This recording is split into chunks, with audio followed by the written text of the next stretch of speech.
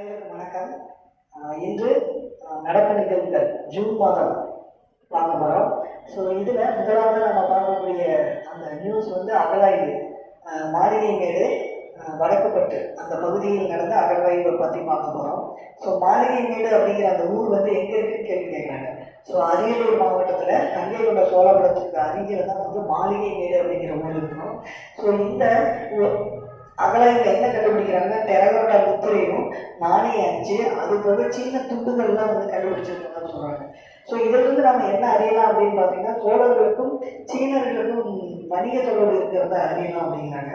So இந்த மாளிகை மேடு வந்து ராஜேந்திர சோழனுடைய அரண்மனை இருந்திருக்கலாம் அப்படிங்கிறது அறியப்படுது அப்படின்னு சொல்கிறாங்க. ஸோ அதுக்கு அடுத்தது வடக்குப்பட்டு.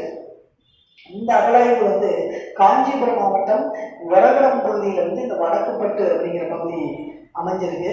ஸோ இந்த பகுதியில் கிடைச்சது எதுன்னு பார்த்தீங்கன்னா, ராஜராஜ சோழனுடைய கால நாணயம், 400 தொல்பொருட்கள் கண்டுபிடிச்சிருக்காங்க. தொல்லியல் பொருட்கள் வந்து 400க்கு மேலே கண்டுபிடிச்சிருக்காங்க. ஸோ இந்த வடக்குப்பட்டு அகழ்வாய்வு இடைக்கற்கால கருவிகள் நிறைய கிடைச்சிருக்கு அப்படிங்கிறாங்க. ஸோ இந்த இடைக்கற்கால கருவிகள் இதுக்கு முன்னாடி தமிழ்நாட்டில் எங்கேயாவது கிடைச்சிருக்கா அப்படின்னு பார்த்தீங்கன்னா, தேரித்தளம் அப்படிங்கிற பகுதியில் தூத்துக்குடி மற்றும் திருநெல்வேலி மாவட்டத்தில் இருந்து அந்த தேரித்தளம் பகுதியில் தான் வந்து கிடைச்சிருக்கு. எது அப்படின்னா இடைக்கற்கால கருவிகள். ரெண்டாவது நிமிஷம் நம்ம என்ன பார்க்குறோம் அப்படின்னா, 2வது நிகழ்வா பெண்கள் பாதுகாப்பு திட்டம். பெண்கள் பாதுகாப்பு திட்டம் வந்து தமிழ்நாடு காவல்துறை திட்டமாக இருக்கு. ஸோ இவங்க ஆரம்பித்த அந்த திட்டம் வந்து சென்னை மாநகர பெண்களுக்கான காலையில் இரவு 10 மணியிலிருந்து காலை வந்து 7 மணி வரையும் வேலைக்கு போகக்கூடிய பெண்களுக்கு அந்த ஷிஃப்ட் பேஸ் பண்ணி இருக்கிறதுனால அவங்களுடைய பாதுகாப்பை உறுதி செய்யும் நோக்கில் வந்து கொண்டு வரப்பட்டது அந்த பெண் பாதுகாப்பு திட்டம்.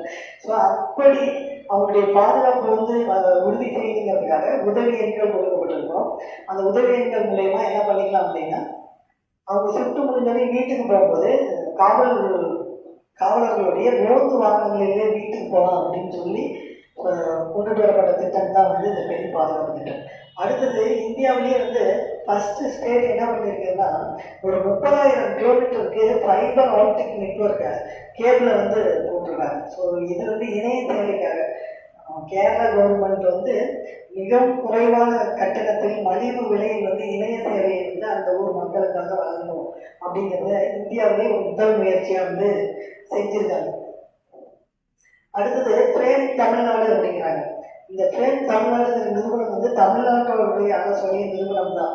இந்த நிறுவனம் வந்து 100 MSMEன்னு சொல்லுவாங்க, சிறு குறு நடுத்தர தொழில். ஸோ அவர்களுடைய புரிந்துணர்வு ஒப்பந்தம் வைத்து ஒரு 7,400 பேருக்கு வந்து வேலை வாய்ப்பு உருவாக்குறதுக்கு முயற்சி பண்ண போகிறாங்க. ஸோ அந்த 7,000 என்னென்ன தொழில்கள் அப்படின்னு பார்த்தோம் அப்படின்னா, ஆட்டோமொபைல்ஸு, ஜவுளித்துறை, மக்கள் மருந்து மெடிசன் துறையில், அதுபோல மின்சார வாகனங்கள் தயாரிப்பு, விண்வெளி பாதுகாப்பு. ஸோ இந்த துறைகளிலெல்லாம் வந்து வேலை வாய்ப்பை ஏற்படுத்துறதுக்காக புரிந்துணர்வு ஒப்பந்தம் வந்து இந்த தமிழ்நாடு அப்படிங்கிற நிறுவனத்தோட ஒப்பந்தம் பண்ணியிருக்காங்க. ஸோ இது மூலிமா நமக்கு ஒரு 1,500 கோடி ரூபாய் வந்து முதலீடு கவர்மெண்ட்டுக்கு கிடைக்கும் அப்படிங்கிறது எதிர்பார்க்குறாங்க. ஸோ அடுத்ததாக லேவண்டர் திருவிழா. ஸோ லேவண்டர் திருவிழாவை யார் நடத்துனாங்க அப்படின்னா, சிஎஸ்ஐஆரும் Indian Institute of Integrative Medicine அவங்களும் வந்து என்ன பண்ணியிருக்காங்க அப்படின்னா, இந்த லேவண்டர் திருவிழாவை கண்டக்ட் பண்ணியிருக்காங்க. ஸோ இது வந்து எங்கே இந்த லேவண்டர் திருவிழா நடக்குது அப்படின்னா, ஜம்மு அண்ட் காஷ்மீரில் பதர்வா பள்ளத்தாக்கில் வேலையில் வந்து நடந்திருக்கு. ஸோ இதை தொடங்கி வச்சது யாருன்னா, ஒன்றிய அமைச்சர் ஜிதேந்திர சிங் அவர் தான் வந்து தொடங்கி வச்சிருக்காரு. ஸோ இது போக தொடர்ந்து அடுத்ததாக வர கரண்ட்